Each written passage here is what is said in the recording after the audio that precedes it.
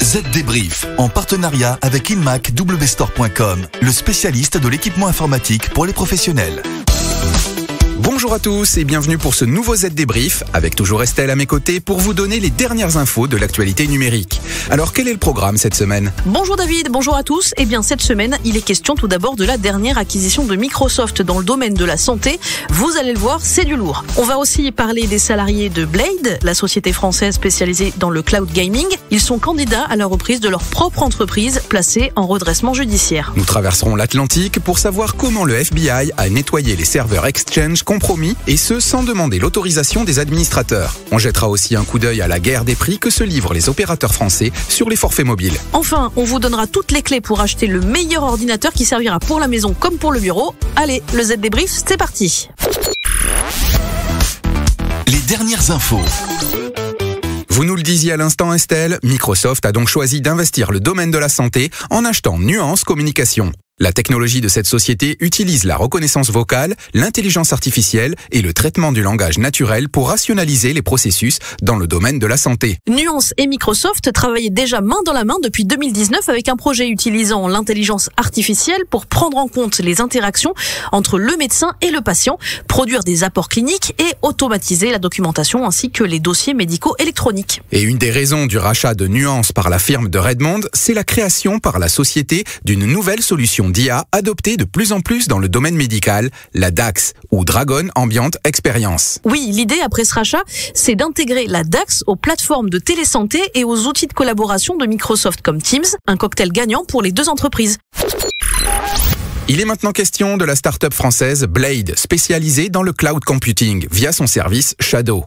En grande difficulté, elle vient d'être placée en redressement judiciaire. 2 candidats à la reprise ont déposé un dossier auprès du tribunal de commerce de Paris. Et parmi ces 2 candidats se trouve un regroupement de 6 salariés de la société qui, avec l'aide de Xavier Niel et de sa société Iliad, espèrent relancer la start-up. Pour cela, ils promettent de se débarrasser de certains actifs dits toxiques et certains contrats signés en 2020, mais comptent aussi sur le développement du service Shadow. Le service Shadow, c'est cette solution logicielle qui permet d'accéder à un ordinateur haut de gamme dans le cloud contre un abonnement, et ce, depuis n'importe quel ordinateur connecté à Internet.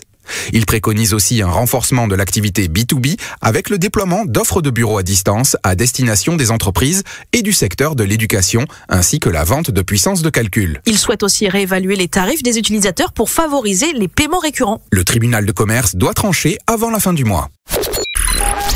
Autre chose maintenant, aux États-Unis, on apprend que le FBI a fait du ménage, si on peut dire, dans des ordinateurs et des serveurs sans l'autorisation des administrateurs. Mais pourquoi donc ? Eh bien, pour ne pas mettre la puce à l'oreille des pirates qui, grâce aux failles ProxyLogon, avaient pénétré des milliers de serveurs Exchange pour en prendre le contrôle via des web shells. Dans un communiqué, l'agence fédérale américaine indique que son action consistait uniquement à supprimer les web shells installés par les pirates, en l'occurrence le groupe Hafnium. Mais elle n'indique pas combien d'appareils sont concernés par l'opération. On sait juste que les administrateurs concernés, et donc les serveurs, ont été nettoyés à leur insu, vont prochainement être prévenus directement par email ou par l'intermédiaire de leur fournisseur d'accès. Ce type d'opération n'était pas courante jusqu'ici aux États-Unis, mais pourrait bien se multiplier, comme c'est déjà le cas en Europe, pour stopper les activités cybercriminelles.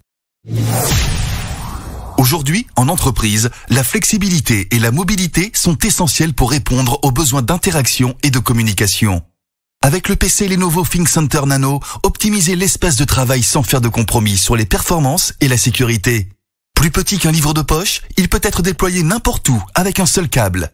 Découvrez le PC Lenovo ThinkCenter Nano chez InmacWstore.com. Le chiffre marché. La guerre des forfaits mobiles, elle continue de faire rage en France comme ailleurs, bien que notre pays affiche des tarifs les moins chers d'Europe, David. Oui, puisqu'il faut compter en moyenne 17,75 € pour obtenir un forfait mobile illimité, comprenant plus de 10 gigas de données par mois. Dans le détail, les opérateurs les moins chers sont Sosh et Bouygues Télécom, suivi de Red, l'opérateur low cost de SFR, puis Free, Orange et SFR. Et concernant les forfaits fixes, maintenant, ils baissent moins que pour les mobiles dans le temps. Ainsi, le tarif mensuel moyen d'un forfait fibre d'entrée de gamme est actuellement de 26,83 €. Comme sur le marché du mobile, c'est Sosh et Bouygues qui proposent les offres les plus économiques.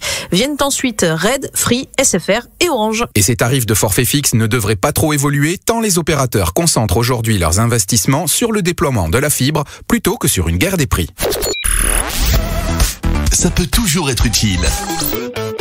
Pour notre dernière rubrique de la semaine, on vous propose quelques critères pour acheter votre ordinateur pour travailler, mais aussi vous amuser. Un achat assez fréquent en ce moment. La taille de l'écran d'abord, plus il est grand, plus c'est confortable, mais plus votre appareil est lourd et consomme l'énergie de sa batterie. Donc sans hésiter, prenez un 14 pouces pour un usage mixte de votre ordi, à la limite 15, mais pas plus. Concernant la batterie, évaluez le nombre d'heures d'utilisation par jour et comptez 50% d'autonomie constructeur en plus qu'attendu dans la réalité.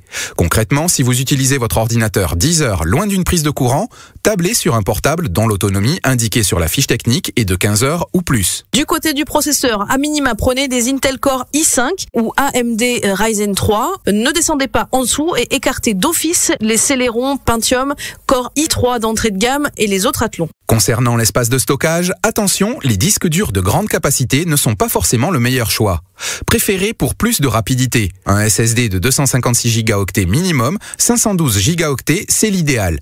Et pour des performances encore plus intéressantes, choisissez un modèle M2 de classe NVMe. Enfin, la connectique. En général, sur un ordi portable, on trouve des prises USB, une entrée-sortie audio, une sortie vidéo en HDMI et éventuellement un connecteur réseau Ethernet. C'est suffisant, mais n'hésitez pas à vérifier si le ou les ports USB sont de type C. Cela permet notamment de brancher des hubs multifonctions. Et voilà, le Z débrief de la semaine, c'est terminé. Avec Estelle, on vous donne rendez-vous dans 7 jours pour un nouvel épisode. Et si d'ici là, vous voulez en savoir plus sur la transformation numérique, direction le site zdnet.fr. Et puis, pour ne rater aucun épisode, n'hésitez pas à vous abonner sur Spotify, Deezer ou Apple Podcast. À la semaine prochaine. Bye bye.